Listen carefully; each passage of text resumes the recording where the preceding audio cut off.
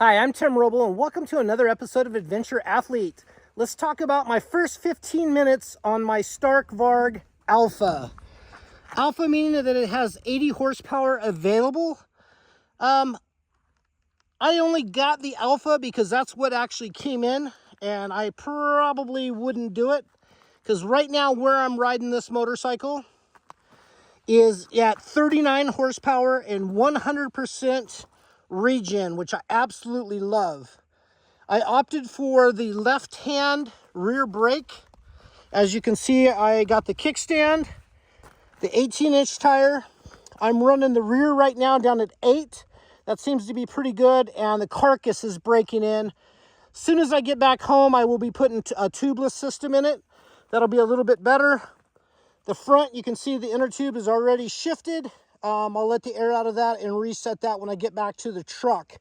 I'm running the front right now at 7, and that's probably too low. The carcass broke in about 6 minutes, somewhere in that arena.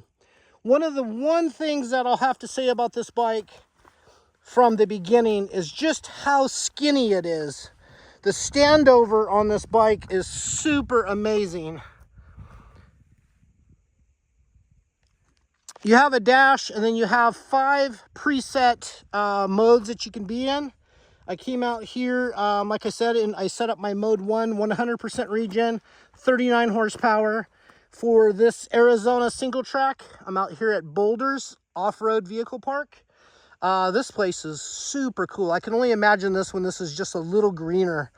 What an amazing place. Sararas surrounding everything, but here's what the single track looks like. It's rocky, it's whooped out. On this bike, it's just nice. You don't have a gear shifter, so it's just one gear, a left-hand brake and a front brake. Super simple. If you want to dummy down something and make it easy to ride, this is it. I have to say right now, the first 15 minutes on this bike, this is definitely my favorite motorcycle that I've ever owned. I think this is motorcycle 79, maybe 80. I'm not new to this. I've been riding since 3.5, and I think this is for myself, it's a game changer. I have an Expedition truck with 2,750 watts of solar and 1,850 of lithium ion phosphate. So when I get done here, I'll pull this back into the truck. I'm trying to get a good view of this other side.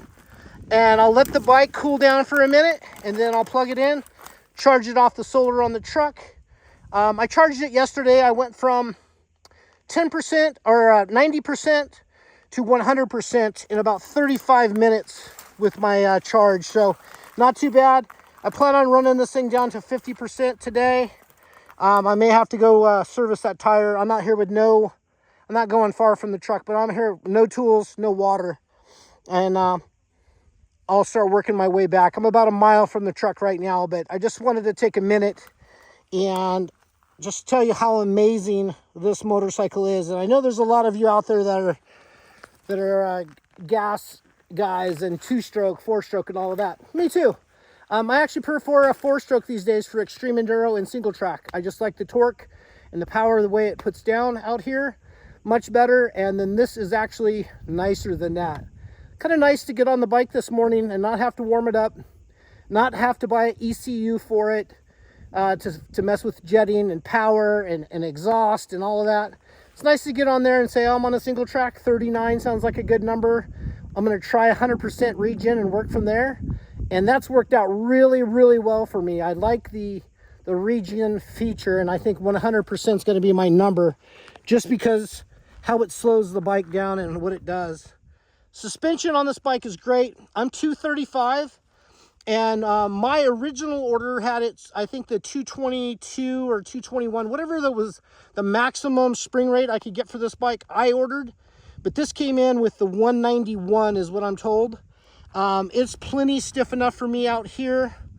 Yeah, I've only used up about 8 or 9 inches of the travel. So spring right and valving for my first ride, it feels really good. Everything's still breaking in, but what a wonderful motorcycle. If you're on the fence about getting one, I'm giving it 2 thumbs up, and the only motorcycle in my entire career of rating motorcycles, I give this bike 100%, a 10 out of 10. Absolutely love it, and I'm so stoked to have it. Now my Expedition truck is 100% electric. I have an electric paramotor, a one-wheel, electric unicycle, electric mountain bike. Got the perfect setup. Everything charges off the truck, so it's a no-brainer. I don't have to bring fuel with me anymore. I can fly, ride, kayak, mountain bike, the whole thing. And this kind of just really solves all of that problem for me of having to haul fuel around.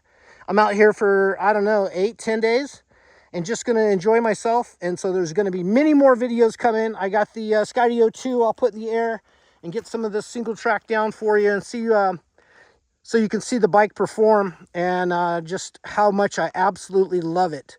The number one thing I like about the bike is actually standover height and how thin it is. It fits me like a glove, and I can't believe I'm riding a 100% stock motorcycle, and I'm not talking about a bunch of crazy modifications that I'll do for it. Now, you guys know I do make skid plates. I've been out of business for that for a couple of years, but I do think I am going to do a small limited run of Extreme Enduro skid plates for the start. And the number one thing I see is down in the rocks. As you can see how this side cover right there sticks out. I think I'm going to build a skid plate that's going to still utilize the factory skid plate and just put an aluminum skin over that and then cover some of those vulnerable areas that I see. Other than that, maybe some disc protection. And I may do a small run of a shark fin for the front and the rear. Other than that, the bike's pretty much set up and ready to just go right out of the box. Absolutely love it. I know a lot of you guys are going to have questions, comments. Hit me up down below. I appreciate each and every one of them, even if it's a negative one. It helps the algorithm. So thank you, haters. Anyway, that's going to be it for now. I'm Tim Roble, and I'll catch you here next time.